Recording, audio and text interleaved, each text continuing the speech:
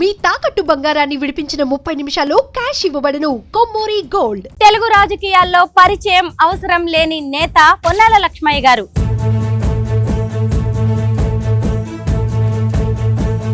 Jubilee hills లోని పొన్నాల లక్ష్మయ్య గారి ఇంటికి నేనొచ్చాను.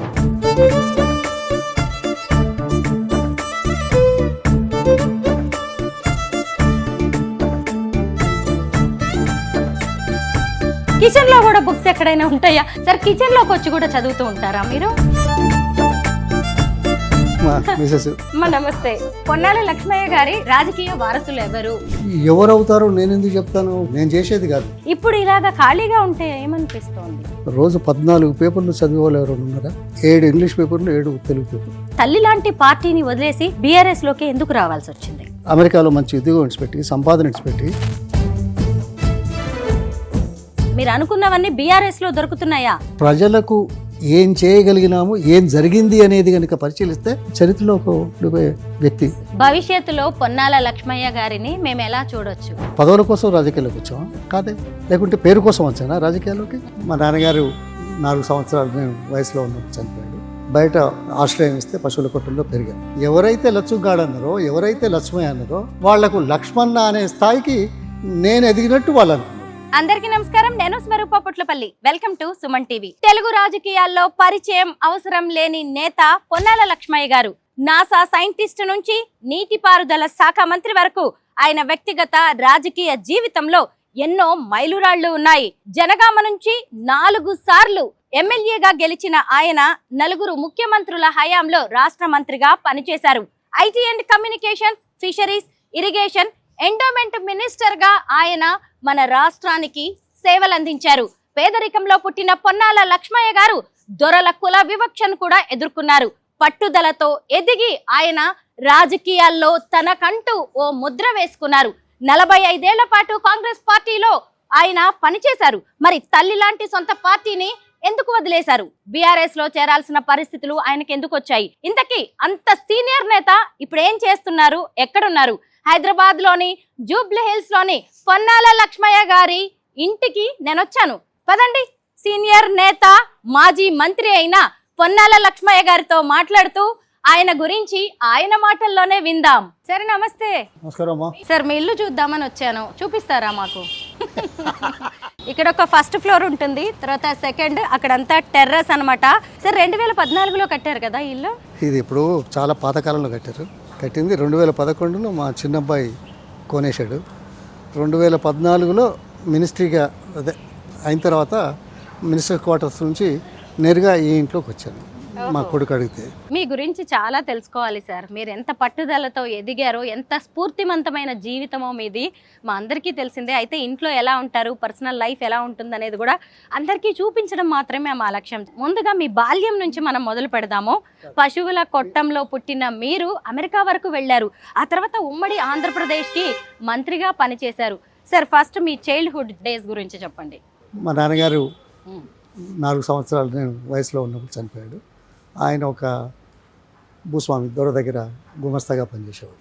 ఆయన చనిపోయిన తర్వాత మా అమ్మ 4 పిల్లలతో, నేను 2వ వాడిని, మా అమ్మమ్మ ఊరికి వచ్చాం.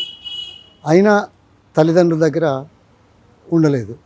బయట ఓ పశువుల కొట్టంలో మాకు ఓ ఆసామి ఆశ్రయం ఇస్తే పశువుల కొట్టంలో పెరిగాం, చదువుకున్నాం. నేను కొద్దిగా చదువుకున్న వాళ్ళలో పిల్లల్లో నేను క్లాస్లో బాగా ఉండేవాడిని.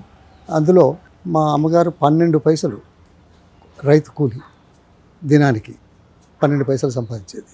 మగవాళ్ళకి 25 పైసలు, ఆడవాళ్ళకి 12. కానీ ఆడవాళ్ళే ఎక్కువ పనిచేసేవాళ్ళు మగవాళ్ళకంటే. అయితే ఆ 12 పైసలతో మాకు భుక్తి. అందుకే నేను కొద్దిగా అందరితో మంచిగా ఉండి చదువుకున్న వాళ్ళు. మా ఊరు ఒక చారిత్రాత్మకమైన గ్రామం, సర్దార్ సర్వాయి బాబు. ఆ ఊళ్ళో కొంత ఎడ్యుకేటెడ్, ఎన్లైటెడ్ పీపుల్తో కలిసి మాట్లాడేవాడిని, తిరిగేవాడిని. నా క్లాస్మేట్లతో కానీ, నాకంటే చిన్న వాళ్ళతో కానీ, మిగతా వాళ్ళతో కలవకపోదు. ఎందుకంటే వాళ్ళ దగ్గర నేర్చుకునే దానికంటే వీళ్ళ దగ్గర నేర్చుకోవడం మంచిది అనే ఉద్దేశంతో నేను అలా ఉండిపోయాను. అయితే సమాజం ఎటువంటిది అంటే, ఇంత స్థాయిలో ఉన్నవాడు ఈ లక్ష్మంగాడు ఏమో ఎగురుతున్నాడు రా, వీళ్ళందరితో కలుస్తున్నాడు అనండి. ఎందుకన్నారు, ఎవరన్నారు అది పక్కన సమాజం. నేను ఎప్పుడైతే చదువుకొని దేశ స్కాలర్షిప్స్, నెహ్రూ చాట్ల అలాంటి వాళ్ళ ఇనిషియేషన్తో మొదలుపెట్టిన ఉత్తమ విద్యార్థులకు స్కాలర్షిప్స్ ఇచ్చే దాంట్లో నా పేరు కూడా పత్రికల్లో వచ్చే స్థాయికి ఎదిగి తీసుకొని ఇంజనీరింగ్లో జాయిన్ అయ్యాను, అడ్మిట్ అయ్యాను. అప్పుడేమన్నారు, ఇదే సమాజం లక్ష్మగాడు అనలే, ఈ లక్ష్మయ్య ఇంజనీరింగ్ కూడా చదువుతాడా అని అన్నారు. ఎవరైతే లక్ష్మగాడు అన్నారో పేరు మారింది. నేను మారలే, నేను తిరుగుతూ ఉన్నా, చేస్తున్నా. లక్ష్మయ్య ఇంజనీరింగ్ చదువుతాడు అన్నారు. ఆ తర్వాత సరే నిజాం ట్రస్ట్ ఫండ్ స్కాలర్షిప్, ఇంకా వేరే బ్యాంక్ అసిస్టెన్స్, అక్కడ స్కాలర్షిప్స్ అమెరికాలో అది చేసి అమెరికాకి వెళ్తుంటే అయిపోయింది. అదే సమాజం, అదే పీపుల్ ఏమన్నారు, ఏ లక్ష్మణ ఎప్పుడు వస్తున్నాడు మళ్ళీ ఇండియాకు, లక్ష్మణ ఎప్పుడు వస్తాడు, వచ్చేప్పుడు ఏం చేస్తాడంటే మనకు ఎవరైతే లక్ష్మగాడు అన్నారో, ఎవరైతే లక్ష్మయ్య అన్నారో వాళ్లకు లక్ష్మణ అనే స్థాయికి నేను ఎదిగినట్టు వాళ్ళు అనుకున్నారు. మినిస్టర్ అయ్యాక మిమ్మల్ని ఏమని పిలిచారు జనం? పొన్నాల గారు అన్నారు. పొన్నాల గారు దగ్గరకు వచ్చింది. పొన్నాల లక్ష్మయ్య గారు చూడడానికి చాలా సీరియస్ గా కనిపిస్తారు, కానీ ఆయనకి సెన్స్ ఆఫ్ హ్యూమర్ చాలా ఎక్కువ, హాస్య చతురత కూడా చాలా ఎక్కువ. సరే లోపలికి వెళ్దాము, ఎందుకంటే అసలే మంత్రిగా పనిచేసిన టైంలో కూడా మీకు ఎన్నో అచీవ్మెంట్స్ ఉన్నాయి, ఎన్నో రికార్డ్స్ ఉన్నాయి, వాటన్నిటి గురించి కూడా మేము తెలుసుకోవాలి. ఈ ఫొటోస్ చూస్తే తెలిసిపోతుంది అసలు పొన్నాల లక్ష్మయ్య గారు ఏంటి అనేది. సరే, అనగనగా ఒక లక్ష్మయ్య ఏంటి సార్ ఈ పుస్తకం? మారుమూల పల్లె నుంచి మహాప్రస్థానం వైపుకు, మీ గురించి ఒక్క పుస్తకం చదివితే తెలిసిపోతుంది సార్. వైఎస్ రాజశేఖర రెడ్డి గారే వచ్చారు. మనం పుస్తకం ఓపెన్ చేయగానే, సార్ రాజశేఖర రెడ్డి గారి హయాంలో మీరు ఇరిగేషన్ మినిస్టర్గా పనిచేశారు కదా, రాజశేఖర రెడ్డి గారితో మీ అనుబంధం గురించి చెప్పండి. నేను 78లో వచ్చిన తర్వాత మొట్టమొదటిసారి ప్రభాకర్ రెడ్డి గారు అని డిప్యూటీ స్పీకర్ ఉంది. ప్రభాకర్ రెడ్డి గారు సైదాబాద్ కాన్స్టిట్యుయెన్సీ ఆ ఏరియాలో గెలిచాడు. ఆ ఏరియాలో మా ఫాదర్ ఇన్ లా ఉండే పోలీస్ ఆఫీసర్, సిఐ. సో వాళ్ళకి పరిచయం ఉంది కాబట్టి మా అల్లుడు వచ్చాడు అని చెప్తే కలవమంటే నేను వెళ్ళి కలిశాను. ఎవరికి తక్కువ లేకుండా చూపించడానికి వచ్చి ఫ్రెంచ్ స్పోర్ట్స్ కార్ తీసుకొని వచ్చాను, కొత్తది. ఇక్కడ హైదరాబాద్లో రెండు ఇంపోర్టెడ్ బెస్ట్ కార్స్, ఒకటి కృష్ణారెడ్డిది తాజ్, మెర్సిడీస్ బెంజ్, తర్వాత నాది. ఇలా ఉండేసరికి ఏమవుతుంది, జనంలో పెద్ద లీడర్లలో ఓ పలానా ఆయన అని గుర్తింపు. ఇది లక్ష్మయ్య లక్ష్మణ పోయి పొన్నాల గారు అనే స్థాయి ఎట్లొచ్చిందో ఈ ఉంటే కనపడితే అది బాగుంటుంది. అందుకోసం సో దాంతో వచ్చాం. అప్పుడు ఇది రాజా రామ్మోహన్ రాయ్ ఫౌండేషన్ నన్ను అడిగారు, మేము మీ గురించి తెలుసుకున్నాము, మీ మీద బుక్ రాస్తున్నాము అని చెప్తే మంచిది అన్నాను. అడిగారు ఎవరెవరు అంటే, ఇంతకుముందు ఒక ఇద్దరిది పివి నరసింహరావు గారి చెన్నారెడ్డి గారి మీద రాశారు, ఏది తెలుగు వాళ్ళలో. ఏమైనా మరి వాళ్ళు ముఖ్యమంత్రులు అన్నారు, నేనేం కాలేదు కదా నాదెందుకు అంటే, ముఖ్యమంత్రులు అయినా కాకుండా మీరు చేసిన చరిత్ర బాగుంది, మేము రాస్తాము. తక్కువ కాదు మీరు అని మీరు చెప్పకపోయినా మీ పుస్తకం చెప్పేస్తుంది. సొంత గడ్డ కోసం అమెరికా ఉన్నతోద్యోగం వదిలి, నాసా సైంటిస్ట్ ఉద్యోగం వదిలి సొంత గడ్డ కోసం పొన్నాల లక్ష్మయ్య గారు వచ్చేసారు. ఇంతకీ వారు పుట్టిన ఊరికి కూడా ఒక చరిత్ర ఉంది. సర్దార్ పాపన్న గౌడ్ గారు పుట్టిన ఊరిలోనే మన పొన్నాల లక్ష్మయ్య గారు పుట్టారు. అయితే ఇక్కడ రావడానికి కారణం అడిగారు కదా, నేను ఆ స్థాయి నుంచి పోయిన వాడిని. మొదటి రోజే ఏరోస్పేస్ నాసాలో పనిచేస్తే ఎంతమందికి సహాయం జరుగుతుంది, ఆ సహాయం ఇన్ని కోట్లాది మందిలో ఎంత పర్సెంటేజ్ ఉపయోగించుకుంటారు, అటువంటప్పుడు నాలాంటి వాళ్ళకి అవకాశాలు కల్పించే విధానాలు ఉండే ఏదైనా చేస్తే బాగుంటుంది కదా. నేను ఎలా ఎదిగానో అవకాశం ఇస్తే ఇలా ఎదగడానికి ఏం అవకాశాలు నేను పరిశీలించి ఈరోజు మీకు ప్రశ్న, మీ ఊళ్ళో కానీ మీ వాడలో కానీ కోడి పెంట ముట్టుకొని ఆవు పెండ ముట్టుకొని పని చేయడానికి రమ్మంటే వస్తారా? ఆ పనిని హీనంగా చూస్తారు. అవును సార్. అత్యంత తక్కువ సామాజిక కోణంలో ఉన్నవాళ్ళు కూడా అది ఇది ఒక దీని కింద చూడరు.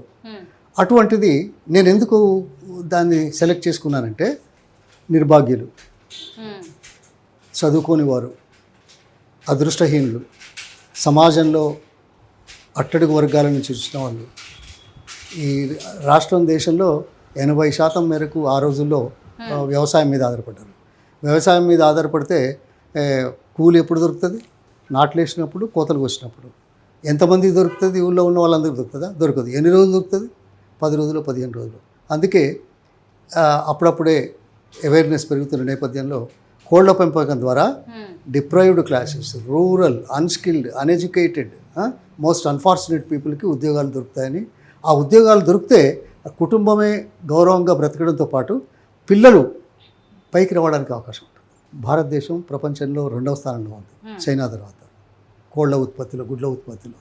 అదే కాకుండా తెలుగు రాష్ట్రాలు ఇప్పుడు 2 అయినాయి. ఈ రాష్ట్రం దేశంలో అన్ని రాష్ట్రాల కంటే చాలా ముందంజలో ఉంది, 6 రెట్లు ఎక్కువగా ఉంది. దేశంలో 101 ఎగ్స్ పర్ క్యాపిటా ప్రొడక్షన్ అయితే మన రాష్ట్రంలో 600 పైసలకు ఉన్నాయి. గుర్తించే మేము చేసిన సేవ, తర్వాత ఎక్స్పాన్షను, ఇది వ్యాపార కోణంలో చూసేవాళ్ళు ఉంటారు, కానీ పేదరికం కోణంలో చూసి అవకాశాలు కల్పించడానికి చేసిన దాంట్లో మాకు పౌల్ట్రీ లెజెండ్ ఆఫ్ ఇండియా అని ఇక్కడ దేశం గుర్తించింది. ఇదేంటి సార్ తొలి సంతకం నాదే? అంటే తొలి సంతకం అనేది దీనికి, ఇది తెలంగాణ ఏర్పాటు కోసం చేసిన 42 మంది ఎమ్మెల్యేల్లో మొదటి సంతకం నేను చేసిన. నా తర్వాతనే మిగతా వాళ్ళు చేశారు. అట్లాగే తెలంగాణ డెవలప్మెంట్ గురించి 1992లో డెలిగేషన్ అన్ని పార్టీల ఎమ్మెల్యేలు పోతూ ఉంటే ఏపీ ఎక్స్ప్రెస్కు జెండా ఊపి పంపించాను. ఇవన్నీ నెగిటివ్ అయినాయి నాకు ఇలా చేయడం వల్ల. తర్వాత రెజల్యూషన్ నేనే చేశాను. ప్రొఫెసర్ జయశంకర్ గారిని ఢిల్లీకి తీసుకెళ్ళి, ప్రొఫెసర్ జనార్దన్ రావు, ప్రొఫెసర్ జయశంకర్, అప్పటికి వీళ్ళకు ఎవరికి తెలియదు రాజకీయ నాయకులు, నేను మీరైతే బాగుంటుంది మాట్లాడితే ఇండిపెండెంట్గా ఉంటుంది అని ప్రణబ్ కుమార్ ముఖర్జీ కమిటీ ముందు 2.5 గంటలు మాట్లాడేవాళ్ళు. అది తెలంగాణ విషయంలో నేను తీసుకున్న శ్రద్ధ. చిన్నప్పుడు 1955లో తెలంగాణ ఆంధ్రప్రదేశ్ ఏర్పడక ముందు ఒక ఉద్యమం నడిచింది. అందులో మేము 5వ తరగతిలో ఉన్నప్పుడు బడిగంట కొట్టి బజార్లోకి వచ్చి ఊళ్ళో విశాలాంధ్ర వద్దు తెలంగాణ ముద్దు అనే నినాదాలతో క్లాసెస్ బాయ్కాట్ చేసిన చరిత్ర మాది. తర్వాత ఉస్మానియా యూనివర్సిటీలో 64లో డిఎస్ రెడ్డి ఆంధ్ర అతను 2వసారి వైస్ ఛాన్సలర్ చేస్తే వద్దని ఉద్యమం చేసింది మేము. అప్పుడు జయపాల్ రెడ్డి గారు యూనివర్సిటీ ప్రెసిడెంట్గా ఉండే. అంటే దీనికి అదేవిధంగా తెలంగాణకు నీళ్లు అవసరం అని చెప్పేసి గోదావరి జలాలు కావాలని 2 సంవత్సరాలు నేను, పురుషోత్తం రెడ్డి గారు ఆయన అధ్యక్షుడు, నేను జనరల్ సెక్రటరీగా చేసిన తర్వాతనే 94లో శ్రీరామ్ సాగర్ వరద కాలువకు పివి గారు ప్రధానమంత్రిగా 94లో ఆయన ఫౌండేషన్ ఇచ్చారు. కానీ కాలం. సో ఇలా చాలా ఉన్నాయి. మేము ప్రాంతం కోసం, ప్రజల కోసం చేయాలన్న తపనతోటే రాజకీయాల్లో వచ్చాం. ప్రభుత్వం ఈ పౌల్ట్రీలో మొదలుపెట్టినప్పుడు ప్రభుత్వ సహకారం ఉంటే అప్పుడు డిఆర్డీ అనేది డిస్ట్రిక్ట్ రూరల్ డెవలప్మెంట్ ఏజెన్సీ ఈ స్మాల్ ఫార్మర్స్ని ఎంకరేజ్ చేసి ల్యాండ్ ఇప్పించి, షెడ్లకు లోన్లు ఇప్పించి చేయడం వల్ల వాళ్ళు బతకడమే కాకుండా కుటుంబాలు బాగుపడ్డాయి. ఆ తర్వాత వాళ్ళు పౌల్ట్రీ నడిపినా నడపకున్నా ఆ ల్యాండ్ ధర గజానికి ₹1,00,000. పొన్నాల లక్ష్మయ్య గారు అలాగే వైఎస్ రాజశేఖర రెడ్డి గారి పేరు వినగానే చాలామందికి జలయజ్ఞం గుర్తొస్తుంది. మీరు భారీ మధ్య తరహా నీటిపారుదల శాఖ మంత్రిగా పనిచేసినప్పుడు చేపట్టిన అద్భుతమైన ప్రాజెక్ట్ ఇది. జలయజ్ఞంకి సంబంధించి కొన్ని విషయాలు మాతో షేర్ చేసుకోండి. కోళ్ల పెంపకం ద్వారా ఉద్యోగ అవకాశాలు వస్తాయని చెప్పాను. 91లో మంత్రి అయిన తర్వాత జనగామ ప్రాంతం దుర్భిక్షమైన ప్రాంతం, 2 రివర్ బేసిన్స్ మధ్యన లైన్ ఉంటుంది, 16 మైల్ అని ఉంటుంది జనగామ నుంచి. ఆ సైడ్ గోదావరికి పోతాయి, ఈ సైడ్ కృష్ణాకు వస్తుంది రివర్ బేసిన్స్. అటువంటి ప్రాంతంలో తక్కువ వర్షపాతము, డ్విండ్లింగ్ గ్రౌండ్ వాటరు, తర్వాత వ్యవసాయం మీద ఆధారపడ్డ వాళ్ళకు నీళ్లు లేకపోతే ఏం చేయగలుగుతారు? ఆ రోజుల్లో వేరే అవకాశాలు లేవు. అందుకోసం ఇది కావాలని పోరాటం చేసినాం. చేయడంతో కొంత మొదలైంది. దాంతో 200 గ్రామాలలో 744 చెక్ డ్యాములు చేసాం. ఏది జలయజ్ఞం తీసుకోకముందే, ఎత్తైన ప్రాంతం కాబట్టి 150 చిన్న కుంటలు కట్టించాను. తర్వాత ఒక 14 చెరువులు రిపేర్ చేసి నీళ్లు సేవ్ చేసి స్టోర్ చేసి అవకాశం ఇప్పించాం. జలయజ్ఞంలో 86 ప్రాజెక్టులు రాష్ట్రంలో, దేశంలో ఎక్కడా లేని విధంగా మొట్టమొదటిసారి రూపకల్పన చేసిన చరిత్ర మరి రాజశేఖర రెడ్డి గారి ప్రోత్సాహంతో చేయగలిగాం. అది ఒక చారిత్రక ఘట్టం. అది ఆ పుస్తకం కూడా అయిపోయింది, దాదాపు 510 పేజీలు. ఇదేదో ఫైనల్ ఎడిటింగ్ ఉంది కాబట్టి అది ఇక్కడ ఉంది. సార్, మీరు 4 ముఖ్యమంత్రుల హయాంలో పనిచేశారు, వివిధ మంత్రిత్వ శాఖలకి మీరు ప్రాతినిధ్యం వహించారు. ఆ విశేషాలు చెప్పండి.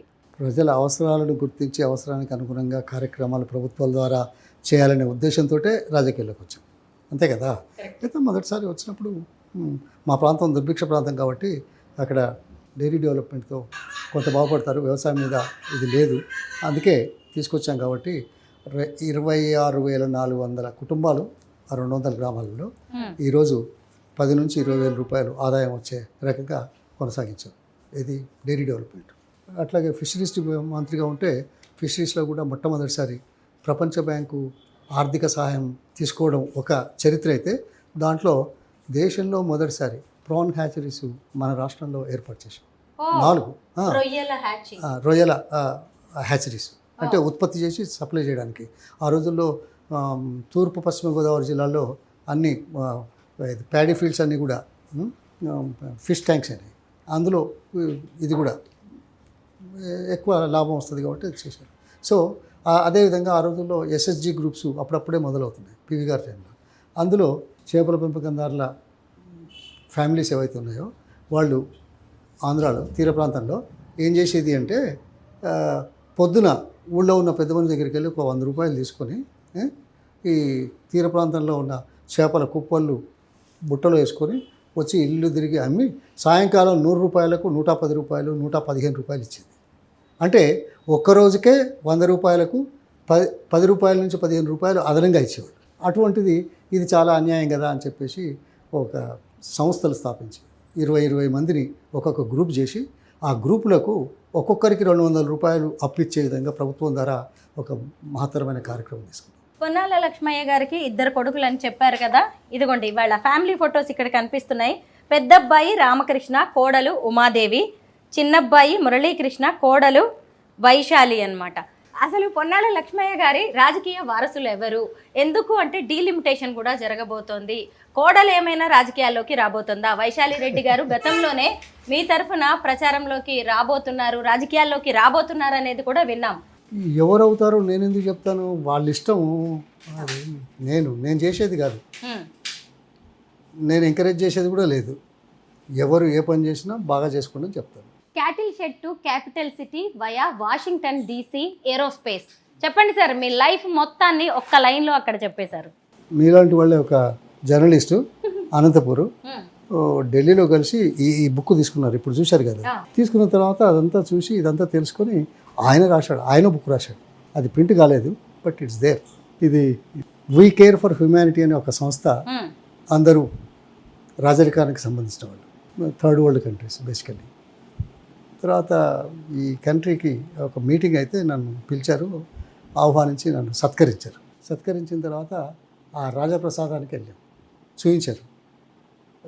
చూయించి అక్కడ ఇదొక పెయింటింగ్ ఉంది. నా మీద మరి ఎందుకు ప్రేమ పుట్టిందో ఆ మహారాజ్ గారు, ఇప్పుడు రాజు కాదు, ప్రజాస్వామ్యం అయిపోయింది, వేరే గవర్నమెంట్లు ఉన్నాయి కదా, ఆయనే నాకు ఇది ప్రజెంట్ చేశాడు. ఇది 17th సెంచరీలో గీసిన చిత్రం. వాళ్ళ ప్యాలెస్లో ఉన్న ఈ చిత్రాన్ని నాకు బహుమతిగా ఇచ్చాడు. 17వ శతాబ్దంలో గీసిన ఈ చిత్రం ఇప్పుడు మన హైదరాబాద్ చేరి పొన్నాల లక్ష్మయ్య గారి ఇంట్లో ఉంది. పొన్నాల లక్ష్మయ్య గారు చాలా సీనియర్ నేత, మంత్రిగా పనిచేశారు. జీవితంలో ఎన్నో గొప్ప స్థానాలకి వెళ్ళొచ్చిన వ్యక్తి. వారి ఇల్లు ఎంత హంగు ఆర్భాటాలతో ఉంటుందో, ఎంత బిజీగా ఉంటారో, అసలు మనకి టైం ఇస్తారో లేదో అని కూడా చాలా మంది అనుకోవచ్చు. మొదటి గది వచ్చిన వాళ్ళు కూర్చుంటారు, ఇంకా ఇది ఇంకా క్లోజ్ పీపుల్. హాల్ ఇదంతా కూడా లోపల. ఇది ఒక డైనింగ్ హాల్. ఇది అందులో మా పాత ఫోటోలన్నీ ఉన్నాయి. పాత ఫోటోలన్నీ, ఆ పుస్తకాలు, ఈ పుస్తకాలు, అది ఇగో ఈడ కూడా పుస్తకాలు ఉన్నాయి. ఇక్కడ ఇక్కడ ఇక్కడ చూడండి, ఇక్కడ చూడండి. ఇటు కిచెన్ లో కూడా బుక్స్ ఎక్కడైనా ఉంటాయా? చూడండి, కిచెన్ షెల్ఫ్ లో కూడా బుక్స్.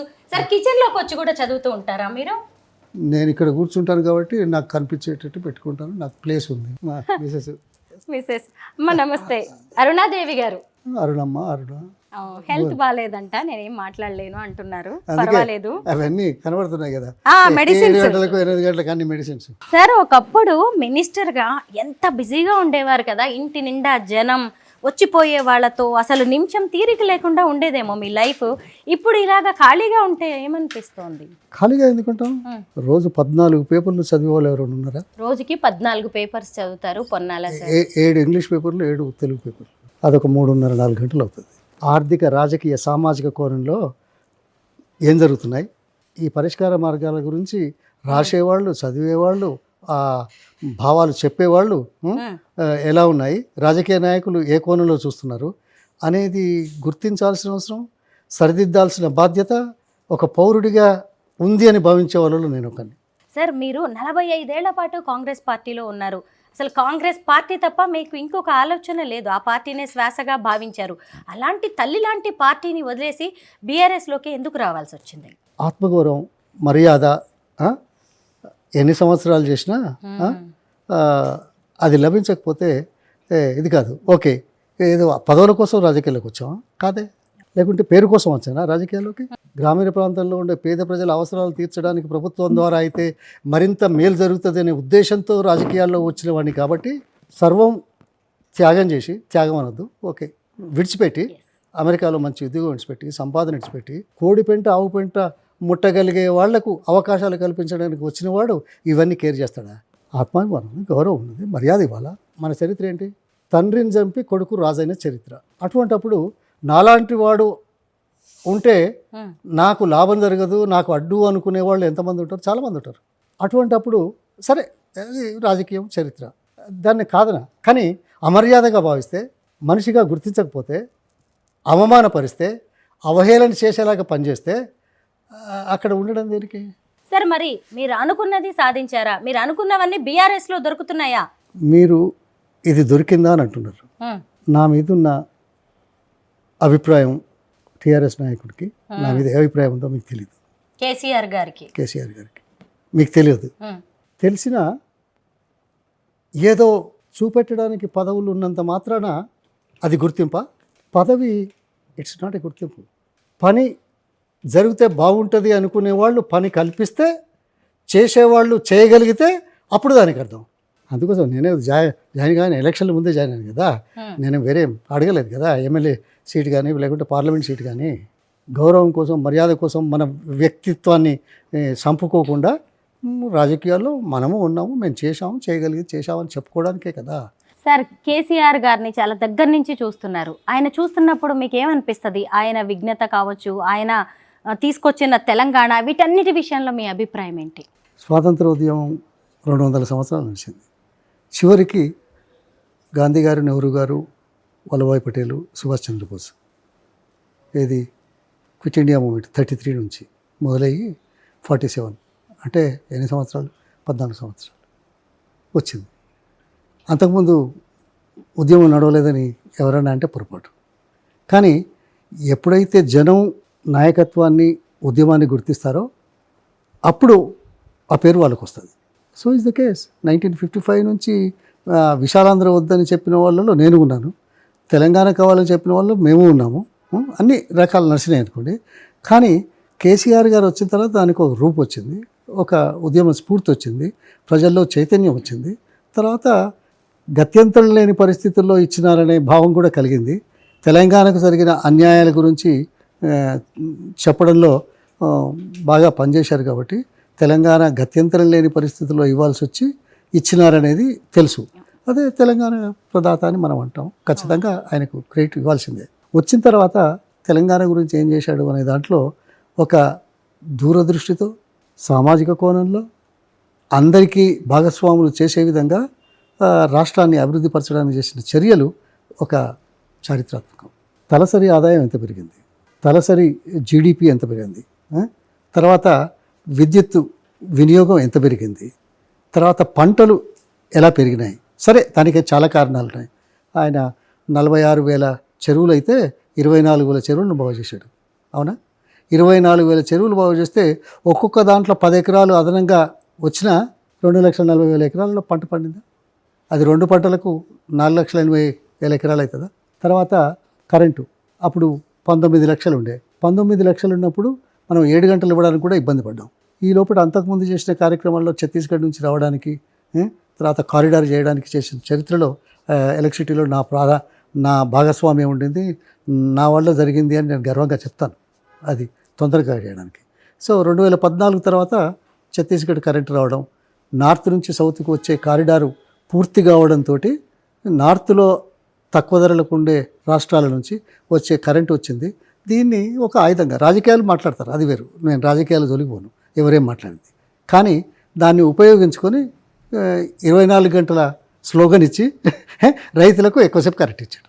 ఎక్కువసేపు కరెంట్ ఇస్తే 19 లక్షల పంపు సెట్లకు 7 గంటల బదులు 10 గంటలే వచ్చిందనుకో, 18 వచ్చిందనుకో, 24 గంటలు వచ్చిందనుకో, ఒక్కొక్క పంపు సెట్టు 2 ఎకరాలు 1.5 ఎకరాలే వచ్చిందనుకో, ఇప్పుడు ఎక్కువ కరెంటు తోటి ఇంకో ఎకరం పెరుగుతుందా?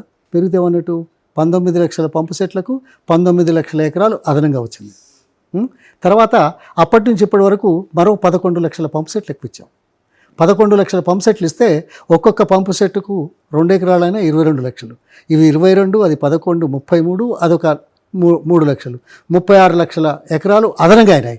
ఇరిగేషన్ ప్రాజెక్టులు కాకుండా దేవాదుల్లో కొద్ది నీళ్ళు అప్పటికే మొదలైనాయి, ఇచ్చాము.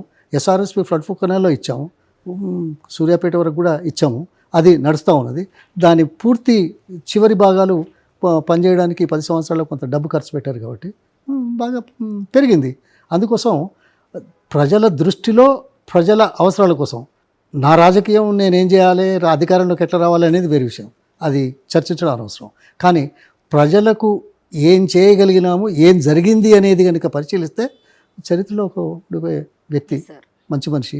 నేను ఆయనతో నన్ను ఛాలెంజ్ చేశాడు. 5 గంటల 45 నిమిషాలు 2006 అనుకుంటా భోగి రోజు 5 గంటల 45 నిమిషాలు నేను వారికి సమాధానం చెప్పాను. చరిత్రలో ఎన్నడైనా ఎప్పుడైనా ఒక కేంద్ర మంత్రి పదవి రాజీనామా చేసి వచ్చిన తర్వాత రాష్ట్ర ప్రభుత్వాన్ని ఛాలెంజ్ చేస్తే ఒక మంత్రి 5 గంటల 45 నిమిషాలు సమయం ఇవ్వడమే ఇవ్వరు. ఇవాళ ఎవరైనా మాట్లాడతారా? లేదు సార్. భవిష్యత్తులో పొన్నాల లక్ష్మయ్య గారిని మేము ఎలా చూడొచ్చు? మళ్ళీ పోటీ చేసే అవకాశం ఉందా ఎన్నికల్లో? నా సర్వీసెస్ ఎలా వాడుకుంటే అలా. నేను పోటీ చేసి నా ఈగో కోసం ఓహో అనిపించదు, అందుక పోటీ చేసేది. అవసరానికి అనుగుణంగా రాజకీయ పార్టీ ఏదైతే నాయకుడు ఉన్నాడో అది వాళ్ళ ఇష్టం. ఎప్పుడైనా ఇలా కూర్చున్నప్పుడు అనిపిస్తూ ఉంటుందా జీవితంలో చాలా సాధించాను నేను అని?